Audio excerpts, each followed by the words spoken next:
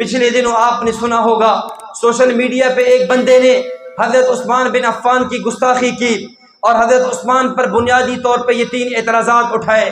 پہلا اعتراض یہ کیا عثمان غنی بدر میں شریک نہیں تھے، حضرت عثمان غنی غزوہ احد میں چلے گئے تھے، اور نمبر 3 بیعت رضوان میں شریک نہیں تھے۔ اگر آپ کی توجہ میرے سامنے ہو تو میں بڑے اختصار کے ساتھ ان تینوں اعتراضات کے جوابات دے کر اپنی بات کو ختم کرنے لگا ہوں۔ اس کا یہ پہلا اعتراض کرنا حضرت عثمان غزوہ بدر میں شریک نہیں ہوئے، یہ بات بالکل غلط ہے۔ کیوں؟ اس لیے حضرت عثمان نے بدر کے موقع پر اپنے آپ کو نبی کے حوالے کر دیا تھا، نبی کے نبوت کے سپرد کر دیا تھا۔ پھر نبوت نے حضرت عثمان کی تشکیل کی تھی اور فرمایا اے عثمان، میری بیٹی آپ کی بیوی حضرت رقیہ رضی اللہ تعالیٰ عنہ بیمار ہیں، جو آپ ان کی تیمارداری کرو۔ آپ تیمارداری کریں گے اور آپ کی تیمارداری کرنا آپ کا بدر میں شرکت سمجھی جائے گی۔ چنانچہ حضرت عثمان رضی اللہ تعالیٰ عنہ بدر میں آئے، نبی کے کہنے پر وہاں گئے ہیں۔ اگر حضرت عثمان وہاں نہ جاتے اور بدر ہی میں رہ جاتے، کوئی کہہ سکتا تھا حضرت عثمان نے نبی کے حکم کی مخالفت کی ہے، نبوت نے تو کہا تھا کہ جاؤ میری بیٹی کی دیکھ بھال کرو، اس کی تیمارداری کرو، اور یہ بدر میں موجود ہے۔ حضرت عثمان رضی اللہ تعالیٰ عنہ اس لیے بدر میں شریک نہ ہوئے۔ اور یاد رکھنا امام بخاری نے صحیح بخاری کی 2 جلد کے اندر روایت نقل کی اور فرمایا نبوت نے جتنا حصہ غنیمت میں سے بدر کے باقی شرکاء کو دیا تھا، اتنا برابر کا حصہ حضرت عثمان بن عفان کو دیا تھا۔ اور امام بخاری فرماتے ہیں نبی کا حضرت عثمان کو بدر میں مال غنیمت میں حصہ دینا، یہ دلیل ہے عثمان بدری صحابی ہے، یہ دلیل ہے حضرت عثمان غزوہ بدر میں شمار ہے۔ بلکہ میں یوں عرض کروں گا، ذرا آگے آئیے، سن 9 ہجری غزوہ تبوک کا موقع ہے، اللہ کے نبی غزوے کے لیے جا رہے ہیں، صحابہ کی بڑی جماعت ساتھ جا رہی ہے۔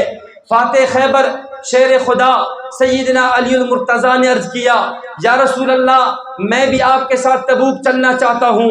نبوت نے فرمایا اے علی، آپ پیچھے رہ جائیں، آپ مدینہ میں رہ کر مدینہ کی عورتوں کی دیکھ بھال کریں، مدینہ کے بچوں کا خیال کریں۔ حضرت علی واپس پیچھے رہ جاتے ہیں، تبوک نہیں جاتے۔ لیکن اس روایت کی بنیاد پر دنیا کا کوئی آدمی بھی حضرت علی پر یہ اعتراض نہیں کرتا کہ علی غزوہ تبوک میں شریک نہیں ہوئے۔ کیوں؟ ہر بندہ سمجھتا ہے علی نے تو اپنی حاضری لگوا دی تھی، اپنے آپ کو پیش کر دیا تھا، نبوت نے تشکیل کر کے پیچھے مدینہ میں چھوڑ دیا تھا۔ اسی طرح حضرت عثمان نے اپنے آپ کو پیش کر دیا تھا، نبوت نے حضرت عثمان کو پیچھے اپنی بیوی، اپنی بیٹی، نبی کی بیٹی اور اپنی بیوی کے لیے چھوڑ دیا تھا۔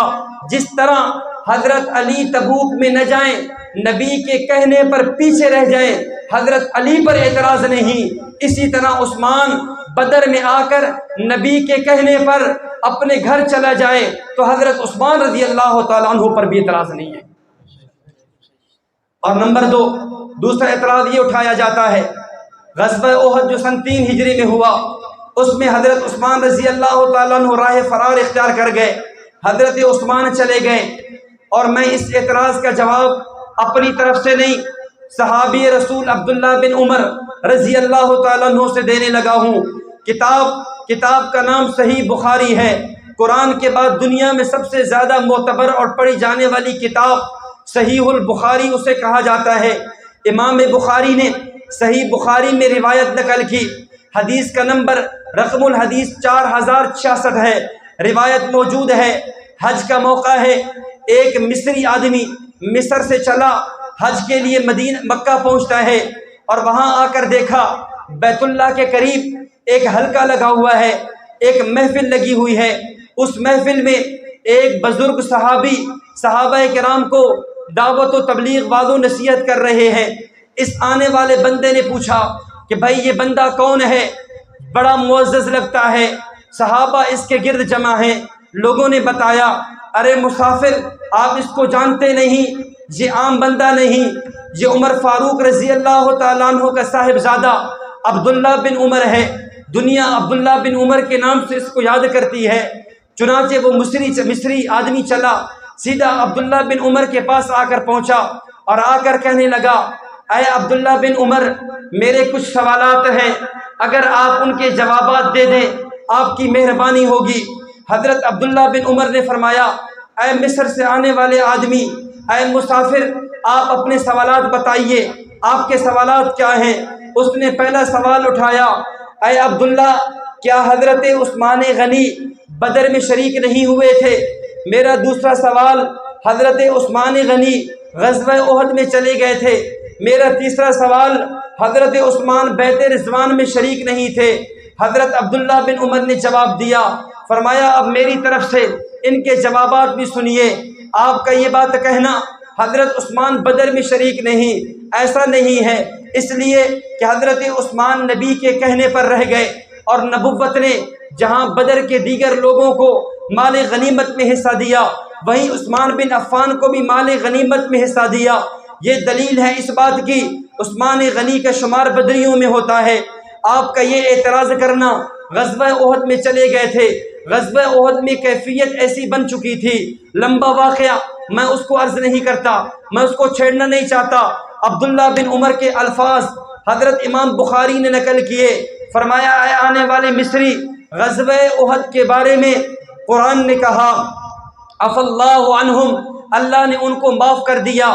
وہ صحابہ کرام جو نیچے آ گئے، مال غنیمت جمع کرنے لگے، قرآن کہتا ہے عفا اللہ عنہم، اللہ نے ان کو معاف کر دیا۔ عبداللہ بن عمر کہنے لگے، فاشہد، اس بات کی میں گواہی دیتا ہوں، رب کعبہ کی قسم، بیت اللہ میرے سامنے ہے، بیت اللہ کی قسم اٹھا کر میں کہتا ہوں، جب خدا نے حضرت عثمان کو احد کے اس مسئلے پر معاف کر دیا ہے تو پھر آپ بھی حضرت عثمان کو معاف کر دیں۔ جب خدا نے معاف کر دیا ہے تو پھر آپ بھی کیا کر دیں؟ معاف کر دیں۔ جب 1400 سال پہلے رب کا قرآن چوتھا پارہ سورہ آل عمران 7واں رکوع عفا اللہ عنہم کہہ کر حضرت عثمان اور دیگر صحابہ کرام جو نیچے آ گئے تھے ان کو رب کا قرآن معاف کرتا ہے، اور اس کے بعد نبوت نے معاف کیا ہے، اور اللہ نے پھر صحابہ کی سفارش کرتے ہوئے نبی کو فرمایا، یا رسول اللہ فاعف عنہم، ان کو معاف بھی کیجئے، واستغفر لہم، اور ان سے میرے لیے مجھ سے مغفرت بھی ان کے لیے طلب کیجئے، اور وشاورہم فی الامر، آئندہ جب کبھی غزوات ہوں، جب کبھی جہاد اور جنگیں ہوں تو ان سے مشورہ بھی کیجئے۔ اور پھر تیسرے اعتراض کا حضرت عبداللہ بن عمر نے جواب دیا، فرمایا کہ یہ کہنا کہ بیعت رضوان میں شریک نہیں ہوئے،